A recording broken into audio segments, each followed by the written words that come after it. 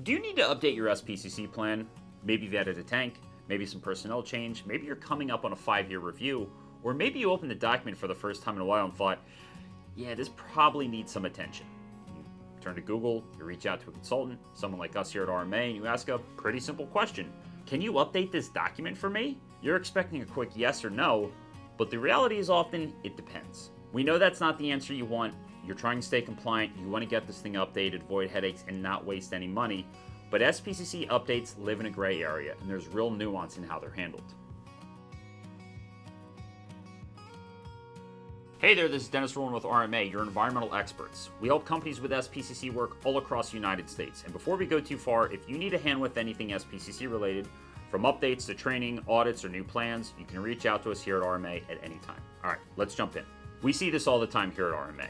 Every SPCC plan is different. Some are built in Word, some are built using custom software, some are written for small mom and pop operations, others are built for massive industrial or chemical sites. So when you reach out and ask someone like me, can you update this plan? What you're really asking me is, can you evaluate someone else's document for a facility that you're not familiar with, that you've never seen before, and give me a yes or no?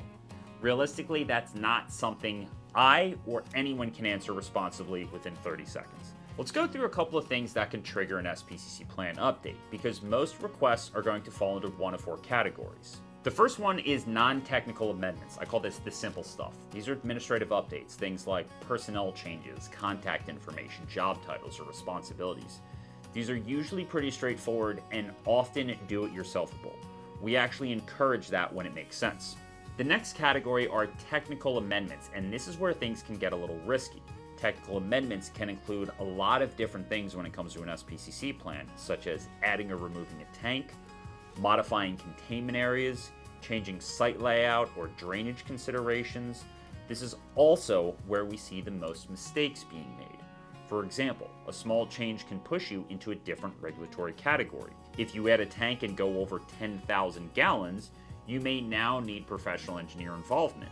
And in some states, you may need professional engineer involvement regardless. One of the biggest reasons people reach out to us are for 5-year reviews. This is a very common update trigger because SPCC plans are required to be reviewed at least once every 5 years. And here's something that a lot of people don't realize. Federal regulations do not require you hire outside help for a 5-year review. Not a consultant, not an engineer. You can do this internally if you'd like to. That said, many companies still bring in a third party, such as us here at RMA, for a fresh set of eyes. They want someone experienced to look at their SPCC program and say, yeah, this makes sense, or no, it's time for an update. And the last one are what I like to call full revisions. These are not always a complete and total rebuild, but kind of like a complete total redo. This is where there's a lot of confusion, because when someone says we need to update a whole plan, that doesn't always mean that we're starting from scratch. In many cases, it means that the plan is outdated or the technical language is outdated, so it needs to be updated, modernized, and cleaned up to brought to speed with modern day expectations. So where does your SPCC plan stand? Well, if your plan needs an update, the question isn't whether someone can do it, it's actually what needs to be done. And this is where it's really important to ask yourself a couple of important questions like, have you read your SPCC plan start to finish? Have you walked or inspected your facility recently? Are your monthly inspections being done? Are they being done well? Are they being done correctly? Is your training current? Is it any good? Do your maps and facility diagrams make sense and reflect current operations? Does the document reflect what's on site today overall?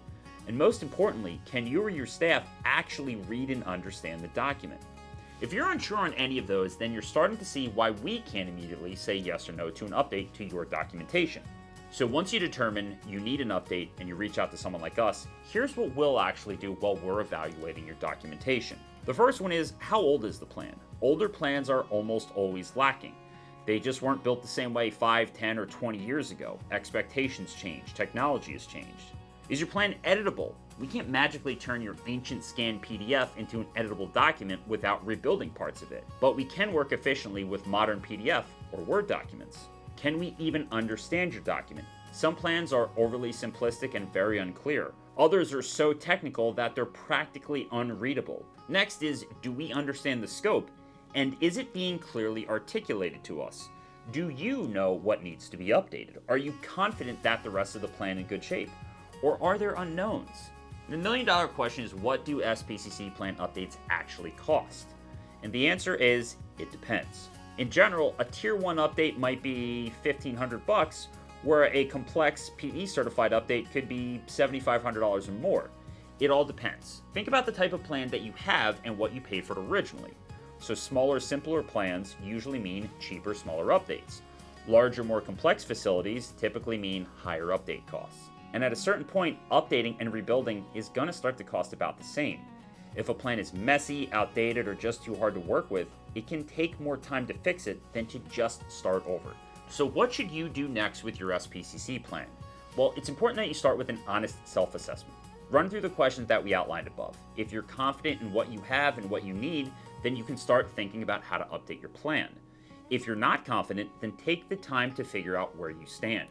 Walk your site, review your documentation, go through your inspection logs, talk to your team, then move forward. So if you're not sure where your SPCC compliance stands right now, you've got a few options. You can dig into our Learning Center to get a better understanding of the requirements. You can use our pricing calculator to get a feel for what a new or updated plan might cost. Or if you'd rather just talk it through, you can reach out to us directly. You can call us, email us, or schedule a time to talk to us that works for you. So if you've got an SPC plan that needs an update, you can send it to us. We'll take a look. Hey, we can sign an NDA if needed, and we'll give you a straight answer on whether it makes sense to update your plan or to start over again.